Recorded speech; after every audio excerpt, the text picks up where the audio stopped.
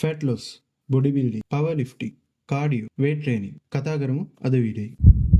සාදරයෙන් පිළිගන්නවා තවත් වීඩියෝ එකකට. අපි කලින් වීඩියෝ එකෙන් කතා කරා ව්‍යායාම වර්ග මොනවද කියලා. අපි දැන් බලමු ඔයාට ඕන කරන ෆිට්නස් ටාගට් එක අනුව ඔයා තෝරගන්න ඕනේ මොන වගේ ව්‍යායාමද කියලා. ව්‍යායාම වලින් බලාපොරොත්තු වෙන දේ පුද්ගලයාගෙන් පුද්ගලයාට වෙනස්. උදාහරණයක් විදිහට ජිම් එකකට යන හැමෝම පවර් ලිෆ්ටිං නැත්නම් බොඩි බිල්ඩින් වලට යොමු වෙන්නේ නැහැ. ඉතින් ඔයා ව්‍යායාම කරන්න කලින් ඔයාගේ ටාගට් එක මොකක්ද කියලා තීරණය කරගන්න ඕනේ.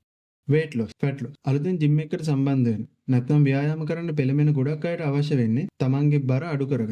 කාලයක් තිස්සේ අහිතකර කැම රටාව වලින් සහ නිද්‍රාශීලී ජීවන රටාව නිසා තමන්ගේ ශරීරය තරබාරු වීම නිසා එහෙමත් නැත්නම් ඩයබටිස්, කොලෙස්ටරෝල් වගේ රෝගී තත්ත්ව නිසා තමයි ගොඩක් අය ජිම් එකකට යොමු වෙන්නේ. ඔයාගේ ටාගට් එක fat loss, weight loss කරන එක නම් ඔයා කරන්න ඕනේ ඇරොබික් එහෙමත් නැත්නම් කාඩියෝ කියලා හඳුන්වන ව්‍යායාම. වේගයෙන් ඇවිදීම, මද වේගයෙන් දිවීම, ට්‍රෙඩ්මිල්, එලිප්ටිකල්, ස්ටෙයර් ක්ලයිම්බර් වගේ මැෂින් භාවිතය, පිහිනීම, dancing, rope exercises, rowing, kickboxing වගේ ව්‍යායාම වගේම ක්‍රොස්ෆිට් ව්‍යායාමත් ඔයාට කරන්න පුළුවන්. ඒ වගේම හයි ඉන්ටෙන්සිටි ඉන්ටර්වල් ට්‍රේනින් ව්‍යායාමත් ඔයාට වඩාත් සුදුසුයි. ඔයා ව්‍යායාම කරන්න පුරුදු නැති කෙනෙක් නම් හිට් සහ ක්‍රොස්ෆිට් වලට සහභාගී වෙන්න ඔයාට බැරි වෙයි. ඒකින්ද හොඳ කාඩියෝ සහ ඇරොබික් සෙෂන් එකක් ඔයාගේ ජිම් එකේ ට්‍රේනර් කෙනෙක්ගෙන් ඉල්ලගන්න. අපේ channel එකනොත් ඉස්සරහට මේ ව්‍යායාම ගැන කියලා දෙන්න. තවත් වැදගත් දෙයක් තමයි ඔයාගේ බර ගොඩක් වැඩි නම් හන්දිය අමාරු විශේෂයෙන් ධනිස් වේදනාවක් එහෙම තියෙනවා නම් ඇවිදීම, දිවීම වගේ ව්‍යායාම මගේ අරලා අපර් බොඩි කාඩියෝ ඒ කියන්නේ කික් බොක්සිං, රෝප්, රෝවිං වගේ ව්‍යායාම කරන එක තමයි ගොඩක්ම හොඳ. ජිම් එකේ හරි ගෙදර හරි සයික්ලින් මැෂින් එකක් තියෙනවා නම් ඒකත් ඉතාලම හොඳයි.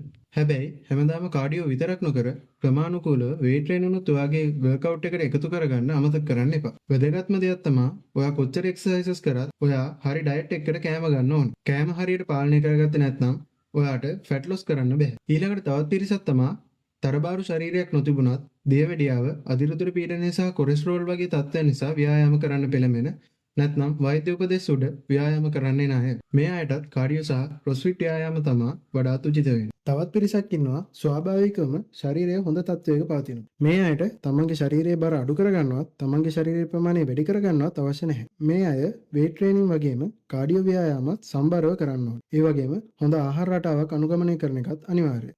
තෝරාගත් ක්‍රීඩාවක් සඳහා ව්‍යායාම කරන අය තමන්ගේ ඉලක්ක සහ අවශ්‍යතා අනුව ව්‍යායාම තෝරාගත යුතුයි. දුරදුවන ක්‍රීඩකයෙක් කාඩියෝ වගේම රෙසිස්ටන්ට් ට්‍රේනින් විශේෂයෙන් ලෝවර් බොඩි ට්‍රේනින් කිරීම සුදුසුයි. ඒ වගේම බර ඉසිලීම වගේ ක්‍රීඩාවක් සඳහා පුහුණු වන ක්‍රීඩකයෙක් නම් වේට් ට්‍රේනින් විශේෂයෙන් කම්පවුන්ඩ් එක්සර්සයිසස් සහ කෝර් ස්ට්‍රෙන්ත් එක සඳහා කරන ව්‍යායාම සිදු කරන්න අවශ්‍යයි.